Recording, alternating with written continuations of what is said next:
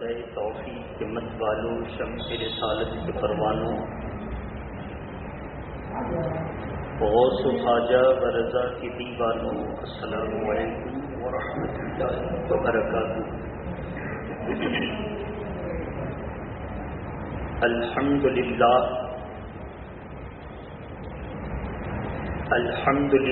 نحمده ونصلي ونسلم على رسوله الكريم، اما بعد فاعوذ بالله من الشيطان الرجيم، بسم الله الرحمن الرحيم۔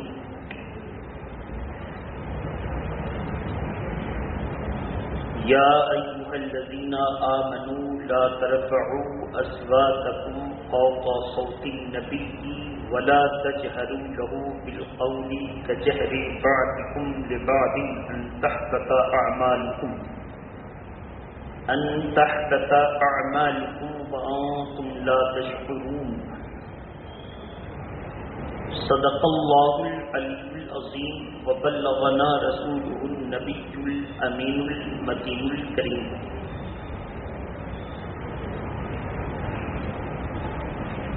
اللہ کی سرتا بقدم شان ہے یہ، انسان نہیں انسان وہ انسان ہے یہ۔ قرآن تو بتاتا ہے ایمان انہیں، ایمان یہ کہتا ہے میری جان ہے یہ۔ اور کبھی طبیعت مچلتی ہے حضور کی محبت میں تو عاشق رسول یوں کہتے ہیں، وہی رب ہے جس نے تجھ کو ہمتن کرم بنایا، وہی رب ہے جس نے تجھ کو ہمتن کرم بنایا، ہمیں بھیک مانگنے کو تیرا آستاں بتایا، تجھے حمد ہے خدایا، تجھے حمد ہے خدایا۔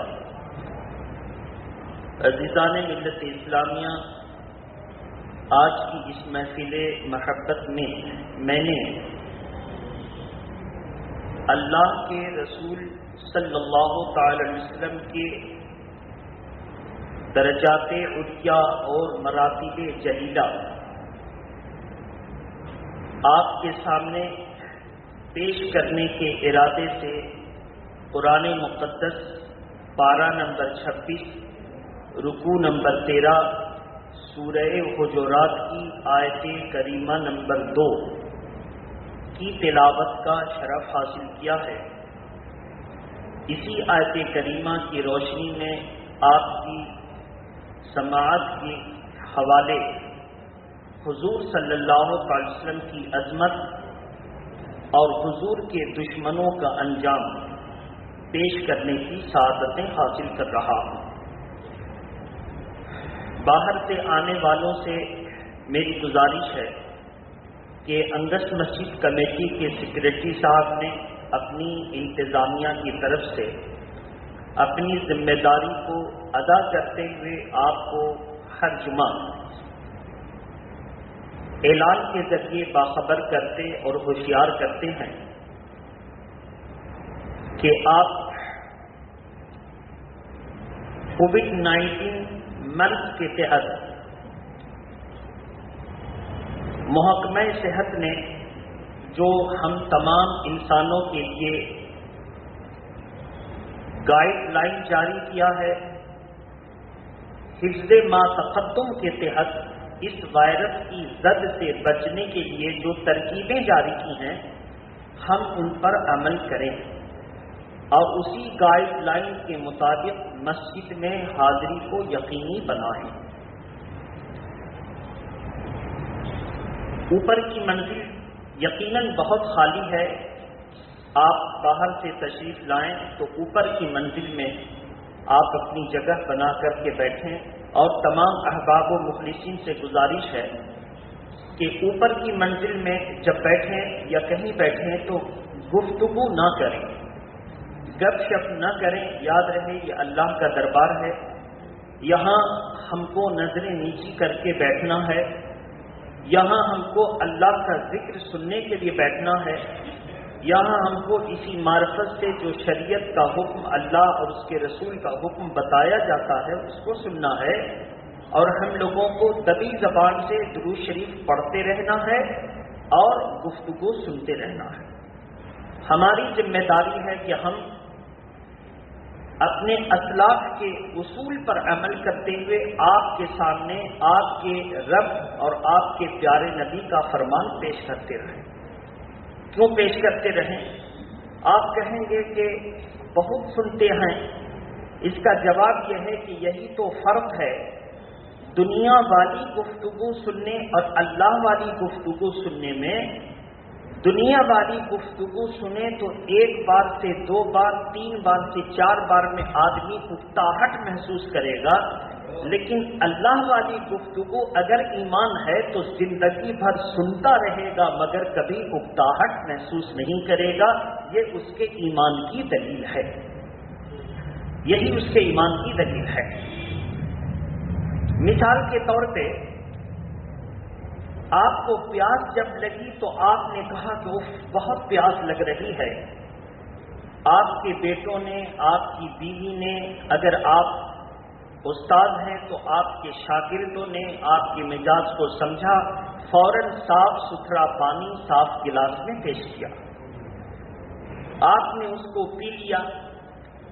آپ نے کبھی یہ نہیں کہا کہ یار تم اتنا پرانا پانی پیش کرتے ہو، اس کو میرے ابا نے پیا، اسی پانی کو میرے دادا نے پیا، اسی پانی کو میرے پردادا نے پیا۔ حد تو یہ ہے اسی پانی کو آدم علیہ السلام سے سب کو پلایا جا رہا ہے، تم اتنا پرانا پانی پھر ہم کو پیش کر رہے ہو۔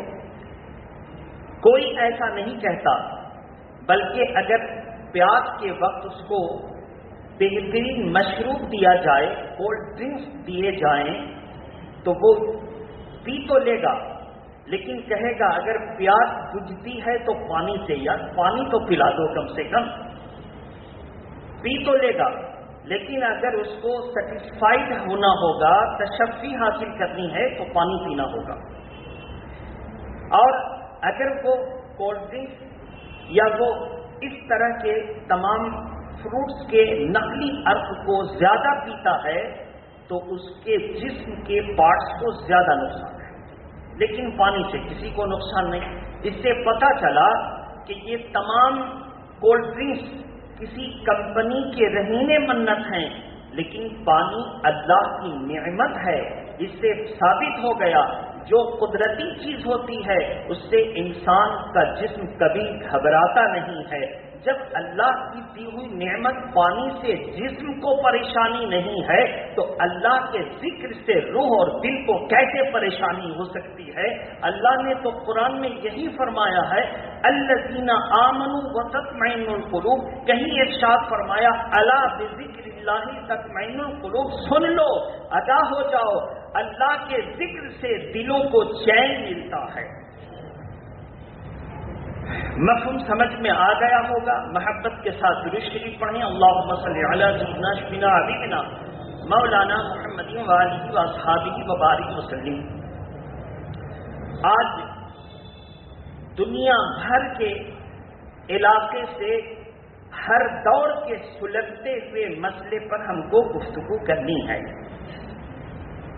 بنی زمانہ ان سب کا بیڑا فرانس اور اس کے پریزیڈنٹ نے اٹھا رکھی ہے، اور اس طرح کے ڈینمارک اور دوسرے تمام دہشت گرد مخالفین، اسلام دشمن، وہ دشمن جس کو اسلام کے نام ہی سے اسلاموفوبیا ہے اور خوف اپنے دل میں وہ محسوس کرتا ہے، اس خوف کی وجہ ہی ہے کہ وہ اپنی زبان اور اپنے کردار سے اسلام اور اسلام کے بانی رسول اللہ صلی اللہ علیہ وسلم کی شان کے خلاف نازیبا کلمات بھی کہتا ہے اور حرکتیں بھی کرتا ہے۔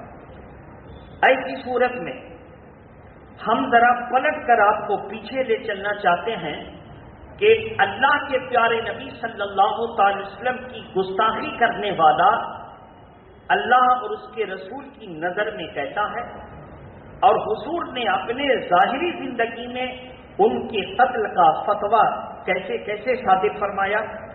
دوسری بات کہ اللہ اور اس کے رسول کی تعظیم کرنے والے کا مقام کیسا ہے، اور اللہ اور اس کے رسول نے ان کو کون کون سے انعامات کی بشارت عطا فرمائی، اس کو سماعت کریں محبت سے پھر درود شریف پڑھنے اللہم صلی علی سیدنا جبینا حبیبنا مولانا محمد وعلی آلہ واصحابہ وبارک وسلم صلاۃ و سلام علیکہ یا رسول اللہ۔ آج کے دور کے مسلمانوں کی کیفیت یہ ہو گئی ہے کہ اگر کوئی اس کو اس کے والدین کو گالی دے تو جامع سے باہر ہو جائے۔ کیا ہوگا؟ جامع سے باہر ہو جائے اور جو کر سکتا ہے کر لے گا۔ لیکن اگر اللہ اور اس کے رسول کی شان میں گستاخی ہو، قرآن پر حملہ ہو، تو وہ یہ کہہ کر خاموش رہے گا کہ سب کا معاملہ ہے، ہم اکیلے تھوڑی ہیں۔ تو یاد رہے، جب اللہ اور اس کے رسول کا معاملہ ہو اور اس وقت آدمی کا جوش نہ بھڑکے، تو یاد رہے جس وقت اس پر مصیبت نازل ہوگی اس وقت اللہ کی رحمت سبقت کبھی نہیں کر سکتی۔ اس وقت چھوڑ دے گا کہ جب میرا معاملہ آیا تھا تو تیری رگے حمیت میں فرق نہ پڑا، اور جب تجھ پر حملہ آیا تو اب تو دہائی دیتا پھرتا ہے، کوئی تیری فریاد قبول نہ ہوگی۔ یہ تو دنیا کی سزا ہے، آخرت میں کیا کیا سزا ہے وہ اللہ ہی جانتا ہے۔ بہرحال اللہ کے پیارے رسول صلی اللہ علیہ وسلم جب ہجرت کرنے کے بعد مدینۃ الرسول میں پہنچے تو اب وہاں تین طرح کا ایکشن تھا۔ ایک مکہ میں تو ایک ہی ایکشن تھا، وہ کفار و مشرکین کی طرف سے حملہ تھا، بت پرستوں کی طرف سے حملہ تھا، مثلا ابو جہل وغیرہ۔ لیکن جب مدینہ شریف آئے تو تین حملے ہو گئے۔ بت پرستوں کی طرف سے تو مکہ سے حملہ کی سازشیں رچی جاتی۔ نمبر دو، مدینہ شریف میں یہودیوں کا دو قبیلہ بسا تھا، ان یہودیوں کے قبائل سے اسلام پر حملہ ہوتا رہتا۔ نمبر تین، یہودیوں نے چند اوپر سے مسلمان اور اندر سے کافر ایسے مسلمان کو سامنے کر کر کے حملہ کرتے، تو قرآن مجید نے ایک کو تو کھلم کھلا کافر قرار دیا، مثلا ابو جہل، دوسرے کو مومن قرار دیا، مثلا ابو بکر صدیق اور تمام صحابہ، اور تیسرے کو منافق قرار دیا۔ اور اللہ کے پیارے رسول صلی اللہ علیہ وسلم کے اوپر قرآن مجید 12 نمبر 28 سورہ منافقون کی آیت کریمہ اتری۔ میرے محبوب، اذا جاءک المنافقون قالوا نشهد ان لا الہ الا اللہ، یہ منافق آ کر کے کہتے ہیں کہ ہم گواہی دیتے ہیں کہ اللہ کے علاوہ کوئی معبود نہیں ہے، اور ہم گواہی دیتے ہیں کہ آپ اللہ کے رسول ہیں۔ تو بے شک آپ اللہ کے رسول ہیں، بے شک آپ قالوا رسول اللہ، یہ کہتے ہیں آپ اللہ کے رسول ہیں، تو بے شک آپ اللہ کے رسول ہیں۔ مگر منافق اپنے قول میں جھوٹے ہیں، یہ اوپر سے بولتے ہیں، اندر سے کہتے ہیں اگر یہ رسول ہوتے تو ہمارے دل میں جو نفاق چھپا ہے وہ بتا دیتے، اگر یہ رسول ہوتے تو ہم لوگ جو اسلام اور بانی اسلام کے خلاف سازشیں کرتے ہیں یہ بتا دیتے، مگر ان کو تو پتا نہیں، وہ کہتے ہیں ہم اللہ کے رسول ہیں۔ تو علم غیب کا انکار سب سے پہلے جس نے کیا وہ شیطان تھا، اور شیطان کی اتباع میں یہ گستاخ رسول علم غیب کا ہر دور میں انکار کرتے آئے۔ اللہ کے پیارے نبی کی نہیں بتاتے تھے، اس لیے نہیں بتاتے تھے کہ اس وقت اللہ کا حکم نہیں تھا، اس وقت اللہ کا حکم نہیں تھا، اس لیے اللہ کے پیارے نبی اس بات سے اعراض کرتے، توجہ نہیں دیتے۔ بہرحال تو مدینہ شریف آنے کے بعد یہودیوں کے قبیلے اور دو خاندان دونوں حضور کے خلاف برسر پیکار ہو گئے۔ ان میں سے جو نیک سیرت طبیعت کے مالک یہودی تھے، جیسے عبداللہ ابن سلام اور حضرت کعب ابن احبار، اور اس جیسے یہودی بڑے بڑے علماء، وہ اسلام کو قبول کر لیتے ہیں، اسلام کے دامن میں آ جاتے ہیں، وہ پکے سچے مسلمان ہو جاتے ہیں۔ لیکن جو جیسے کعب ابن اشرف، یہ یہودی کا وہ سردار ہے جس کو حضور کے مدینہ شریف جانے سے قبل یہ بات مشتہر ہو چکی تھی کہ مدینہ شریف میں کعب ابن اشرف کو سردار بنا دیا جائے اور تمام فیصلے لینے کا اس کو حق ہو اور اس کے تمام حکموں پر ہم لوگ چلیں، کسی کو قائد بنا دیں۔ لیکن جب اللہ کے پیارے نبی مدینہ شریف ہجرت کر گئے تو اس کے سردار بننے کے عمل پر پانی پھر گیا۔ اب پانی کیوں پھرا؟ اب لوگ اس کے یہاں فیصلے نہ کرا کے حضور کے یہاں فیصلے کرانے آتے۔ یہودیوں نے پوچھا کہ بھیا تو یہودی ہے، اب تو جاتا ہے مسلمانوں کے نبی کے پاس فیصلہ کرانے؟ یہودی جواب دیتے کہ تم اچھی طرح جانتے ہو کہ میرا سردار رشوت خور ہے۔ کیا ہے؟ گھوس لیتا ہے۔ جب وہ رشوت خور ہے تو ظاہر ہے ہم لوگ غریب اتنے رشوت کے پیسے کہاں سے لائیں؟ جو امیر پیسے دے گا اس کی حمایت میں فیصلہ کرے گا۔ ہم کو رشوت خور کے پاس نہیں جانا، ہم کو تو ان کے پاس جانا ہے جن کا فیصلہ زمین والے کو بھی قبول ہے اور آسمان والے کو بھی قبول ہے۔ ہم کو ان کے پاس جانا۔ اب یہودی نے ایسا کیوں جواب دیا زمین والے اور آسمان والے؟ چونکہ یہودیوں میں بعض یہودی اپنے موسیٰ علیہ السلام کی کتاب پر قائم تھے۔ کیا تھے؟ اور مومن تھے۔ بعض یہودی اور بعض تو کافر ہو گئے۔ آج جتنے یہودی اور عیسائی نام کے آپ کو ملیں گے وہ سب کے سب لا مذہب دہریہ، کوئی دین پر نہیں، عیسیٰ علیہ السلام کے دین پر نہیں، موسیٰ علیہ السلام کے دین پر نہیں، نام یہودی ہے مگر ان کے دین پر نہیں ہے۔ ان کا کیا حکم ہوگا؟ مرتد۔ ان کا مرتد کا حکم ہوگا اور مرتد کا حکم ہے کہ ان کو قتل کرو۔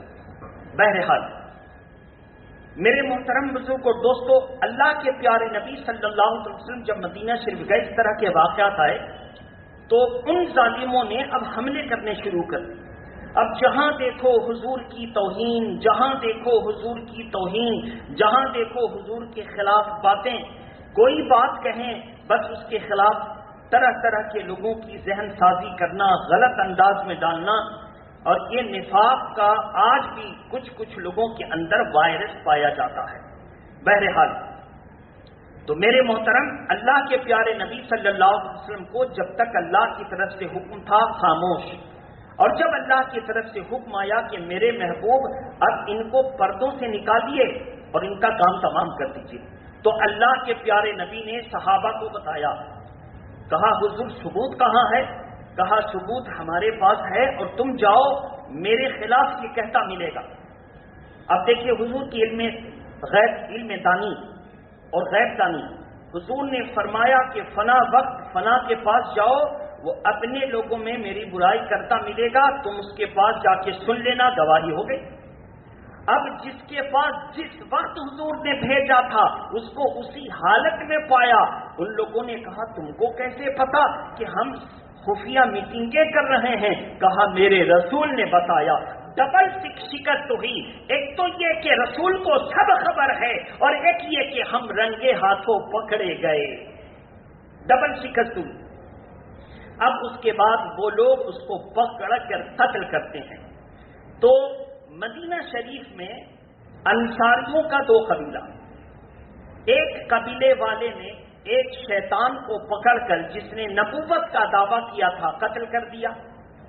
ابو رافع یہ نبوت کا دعویٰ کرنے والا بچ گیا۔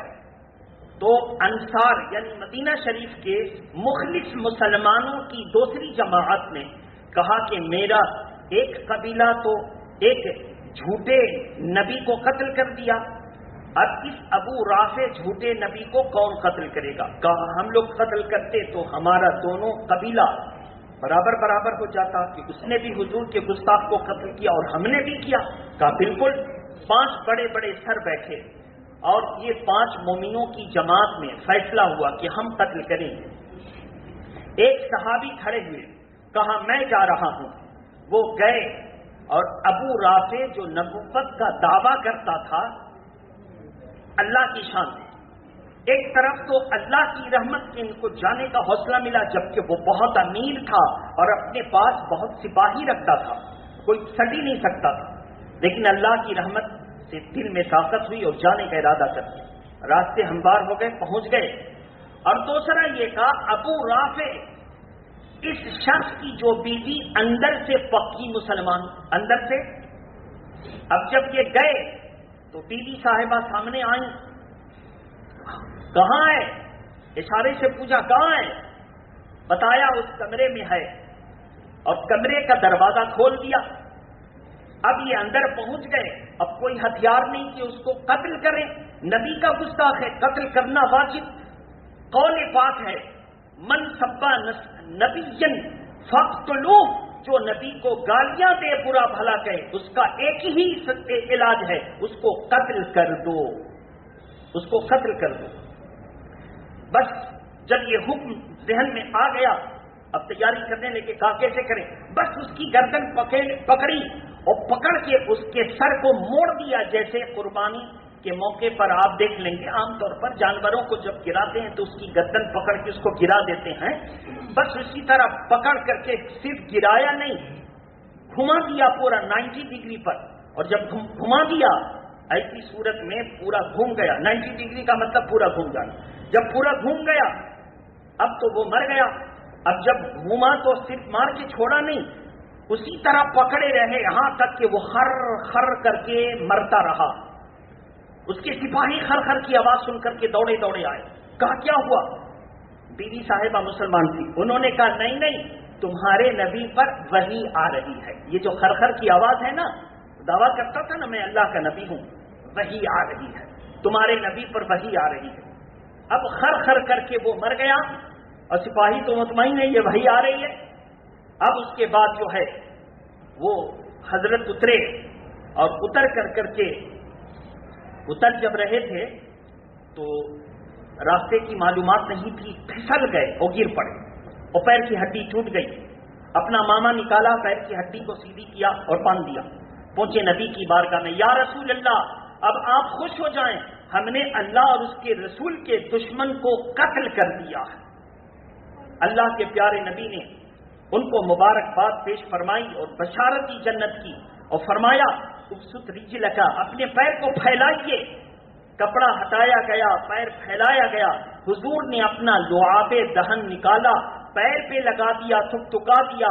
وہ کہتے ہیں میں اسی وقت اٹھ کر کھڑا ہوا، اب جو میرا پیر جھول رہا تھا اب اس پیر پر میں وزن دیتا ہوں، جسم کا وزن دے کر دیکھتا ہوں، وزن سہارتا ہے، دوسرے پیر پر وزن دیتا ہوں، تجربہ کیا تو پیر آگے بڑھایا، اور جب آگے بڑھایا اب میں محسوس کرتا ہوں جو پیر ٹوٹا تھا وہ پیر پہلے سے زیادہ مضبوط ہو گیا پہلے سے۔ تو اللہ اور اس کے رسول کی حمایت میں جو قدم نکلتا ہے اس کو کہیں جو ہے سبکی نہیں ہوتی، ہر جگہ اللہ عزت و افزائی عطا فرماتا ہے۔ تو بہرحال میرے محترم، اب ہمارا ایک پلا طبقہ وہ لوگوں کو بتاتا ہے حضور پر جو لوگ کوڑے ڈالا کرتے تھے حضور ان کو معاف کر دیتے تھے، حضور کے راستے میں جو کانٹے بچھایا کرتے تھے وہ حضور اس کو بھی معاف کر دیتے، حضور کو جو گالیاں دیتا حضور اس کو دعائیں دیتے، جیسا کہ حفیظ جالندھری کا شعر پڑھ بے شک اللہ کے پیارے نبی کریم ابن کریم وہ ایسا کرتے تھے، لیکن کوڑے ڈالنے کا واقعہ غلط ہے۔ حضور کے اوپر ایک گڑیا کوڑا ڈالتی تھی، بیمار پڑ گئی، حضور اس کی اعادت کو تشریف لے گئے، یہ کوڑے ڈالنے کا واقعہ غلط ہے۔ عائشہ صدیقہ فرماتی ہیں ظالموں نے یہ واقعہ گڑھ دیا، ارے حضور کے جسم پر ناپاکی پر بیٹھنے والی مکھی نہیں بیٹھتی تھی تو کوڑا کیسے پڑ سکتا تھا؟ بتاؤ۔ اب بتائیے کہ ہماری جماعت کے لوگ یہ غلط واقعہ بیان کر کے اور مسلمانوں کو پیلا بناتے ہیں۔ یاد رہے میرے محترم بزرگ اور دوستو، کہنے کا مطلب ہے ہم پلپلے کب بنے؟ جب کوئی ہمارا گھر توڑ دے تو پلپلے بن جائیں، جانے تو وہ مسلمان ہے، میرے گھر کی کھڑکی اس کے طرف پڑتی تھی تو بے پردگی ہوتی تھی، اس نے آ کے میری کھڑکی توڑ دی، جانے تو ہم دوسری طرف کھول لیں گے، یہاں پہ پلپلا پن دکھاؤ کہ مسلمان کی بے پردگی سے بھی بچ جاؤ گے، اور یہ پلپلاپن نفع دے گا، یہ پلپلاپن۔ لیکن یہاں پلپلاپن نہیں، کھڑکی توڑی ہے تو مکان ڈھانے چلیں گے سب کو لے کر کے، لیکن جب اللہ اور اس کے رسول کی عظمت کی بات آ جائے گی تو یہ پلپلے والی بات بول کے مسلمانوں کو پلپلا بنانے کی کوشش کریں گے۔ یہ بتائیے نفاق کی ایک علامت ہے کہ نہیں ہے؟ میرے محترم بزرگوں اور دوستوں، بہرحال اور ایک ظالم اسود انسی یا قتل، یہ کیا کیا؟ جب سنا کہ اب صبر کا دامن مسلمانوں کا لبریز ہو چکا، صبر کا پیمانہ بھر چکا، تو ایسی صورت میں اب حکم آ گیا اللہ کا کہ جہاں پکڑو مارو۔ بابو ذرا کھڑی ہو تو مجھے، جہاں پکڑو مارو۔ تو ایسی صورت میں اب ایک اسود انسی یا قتل وہ کیا کیا؟ کعبہ کے چادر کے اندر، غلاف کے اندر جا کے چھپ گیا۔ کیوں چھپا؟ کیونکہ ومن دخلہ کان آمنا، پارہ نمبر 4 کی آیت کریمہ، کہ جو اس امن والے شہر میں داخل ہو گیا وہ محفوظ ہو گیا۔ اب تو امن والا شہر نہیں، ہم تو امن والے مرکز میں سٹ جائیں تو محفوظ ہو جائیں گے۔ اللہ کے پیارے نبی کے صحابہ کا دو طبقہ ہو گیا۔ ایک نے کہا کہ کعبہ کے اندر چھپا ہے، امن والا گھر نکال کے مارا جائے کہ نہ مارا جائے۔ دوسرے نے کہا ضرور مارو، ضرور مارو، ضرور مارو۔ کہا کہ پہلے حضور سے تو پوچھ لیں۔ کہا کہ ایسا نہیں ہو سکتا، میرے اوپر حملہ کرے تو ہم کوئی غور و فکر نہ کریں، جواب دے دیں، اور حضور پر کوئی حملہ کرے تو ہم پوچھتے چلیں کہ مارے کہ نہ مارے۔ یہ نہیں ہو سکتا، یہ نہیں ہو سکتا۔ بس صحابہ نے نکالا اور اس کو کعبہ شریف اور مقام ابراہیم جو بہت برکت والی جگہ ہے وہاں پہ قتل کر دیا، اور قتل کر کے اس کا سارا ناپاک خون صاف کر کے اور پہنچے حضور کی بارگاہ میں، یا رسول اللہ میں نے قتل کر دیا۔ کہا اچھا کیا، تم زمین پر قتل کر رہے تھے اور اللہ تمہارے ایمان کی تعریف آسمان والوں کے پاس کر رہا تھا۔ آسمان والوں کے پاس پلپلے مت بنیے، اپنے معاملے میں پلپلے بنیے۔ کوئی مسلمان آپ پر حملہ کرے تو پلپلے بن جائیے، جانے دو مسلمان ہے، لیکن ایسا نہیں ہوگا۔ اپنے معاملے میں آپ لاٹھی تلوار نکال دیں گے، پولیس کو رشوت دے کے اس کے خلاف کر دیں گے، جو ہو سکتا ہے جائز و ناجائز کریں گے، لیکن اللہ اور اس کے رسول اور قرآن اور دین کی بات آ جائے گی تو آپ پلپلے بن جائیں گے۔ یہ کمزوری ہے، ایمان کی علامت ہے، یہ ایمان کی کمزوری ہے۔ میرے محترم بزرگ اور دوستو، ابھی دیکھیے کوئی ایک مسلمان کسی وہابی کو پہچان گیا اور کہا تو صف میں مت رہ، جماعت تو ہو جائے مگر تیرے صف میں رہنے سے صف کی برکت ختم ہو جائے گی۔ تو دوسرا مسلمان چاہے کمیٹی کے اندر کا ہو یا باہر کا، کمیٹی والا ہو یا کمیٹی والے کا بھائی اور رشتہ دار، ہم ہوں یا آپ، پلپلے لوگ کھڑے ہو جائیں گے۔ اور کون لوگ کھڑے ہوں گے؟ خاص طور پر وہ لوگ جو پیسے میں مضبوط ہیں، گورنمنٹ سروس ہے، جو زندگی پر آ کر جب تک نوکری نہیں لگی تھی تو دعائیں کرتے تھے اور کرواتے تھے، اور جب نوکری لگ گئی تو اللہ اور اس کے رسول کے خلاف کرنے والوں کی پشت پناہی کر رہے ہیں۔ ایسا نہیں کہنا چاہیے، بننے کو دکھا رہے ہیں کہ ہم بہت جو ہے پرامن ہیں، ہم پیس رکھتے ہیں، بہت پرامن دکھا رہے ہیں۔ ایسا نہیں بولنا چاہیے، ایسا نہیں بھگانا چاہیے۔ ارے اللہ کے پیارے نبی نے ایک روایت میں 360 اور ایک مستند کتاب میں 36 فتاوی فیض الرسول میں فتوا دیا گیا کہ اللہ کے پیارے نبی نے اس طرح کے 36 مسلمان یا 360 مسلمانوں کو جمعہ کے دن مسجد سے نکال کر کے باہر کیا، کہا تیری نماز دیکھی نہ جائے گی، تیرا دین دیکھا نہ جائے گا، تو رسول کا گستاخ ہے، میری مسجد سے نکل جا، انت منافق، تو منافق ہے۔ تو بدعقیدوں کو مسجد سے نکالنا رسول اللہ کی سنت، زور سے بولیے، رسول اللہ کی سنت۔ اب اگر کوئی پلپلا، چاہے وہ کمیٹی والا ہو یا عوام والا، یا اس کا بھائی ہو یا رشتہ دار، اگر کوئی کہے کہ تم نے وہابی کو ایسا کیوں کہا، تو سمجھ لیجئے گا کہ یہ اپنا تو دوست ہے مگر رسول اللہ کا دشمن ہے۔ یہ سوال کرنے کا اس کو حق حاصل نہیں۔ اچھا سوال کرنے کے بعد میرے پاس جب بیمار پڑ گئے تو آ کے کہتے حضرت بہت پریشان ہے. میں تو سمجھتا ہوں رپورٹنگ تو میرے پاس رہتی ہے، اور ایسا مت سمجھیے گا کہ ہم رپورٹنگ پر ایکشن لیتے ہیں، رپورٹنگ پر نہیں، قانون دیکھتے ہیں. اسی وجہ سے 20 سال تک میرا دشمن تڑپ تڑپ کر کے مر رہا ہے مگر میرے خلاف کوئی ثبوت پیش نہیں کر سکا. کیوں نہیں کر سکا؟ کیونکہ ہم رپورٹنگ پر فیصلہ نہیں کرتے، ہم قرآن اور حدیث دیکھتے ہیں کیا معیار ہے قرآن اور حدیث میں. اور یہی وجہ ہے دشمن بستر پر رگڑ کے مر تو رہا ہے مگر میرے خلاف کامیاب نہیں ہو سکا. کیوں کامیاب نہیں ہو سکا؟ کیونکہ اللہ اور اس کے رسول کی مدد ہم پر بھی ہے، اور جو حق پر چلے وہ آپ پر بھی ہے، آپ پر بھی ہے. تو ایسے کو پہچانے اور پہچان کر کے کہیں کہ تو گستاخوں کی حمایت کرتا ہے.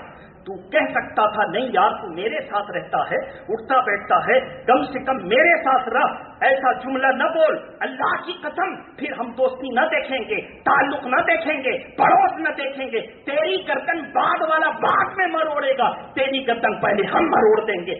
اگر وہ ایسا کہتا ہے تو یقیناً قرآن مجید پارہ نمبر 26 رکوع نمبر 13 اللہ کا ارشاد اولئک الذین امتحن اللہ قلوبہم لہم للتقوی. اللہ تعالیٰ فرماتا ہے ایسے لوگوں کے دل کو اللہ نے چن لیا ہے کاہے کے لیے؟ تقوی کے لیے، پرہیزگاری کے لیے. یعنی جو حضور کی طرف سے دشمنوں کو جواب دے، قرآن کہتا ہے وہ پرہیزگار ہے، قرآن کہتا ہے وہ پرہیزگار ہے. پلپلے بنیے، اپنے لیے بنیے. کوئی آپ کو نقصان پہنچا دے تو پلپلے بن جائیے. مسلمان ہے یار، سلام پڑھتا چھوڑ اس کو درگزر کر. لیکن جب غیر کی بات آئے وہاں پلپلے بنیے گا، یہ نفاق کی علامت ہے. اللہ تعالی ہم سبوں کو دین کا شعور عطا فرمائے. وآخر دعوانا ان الحمدللہ رب العالمین. السلام.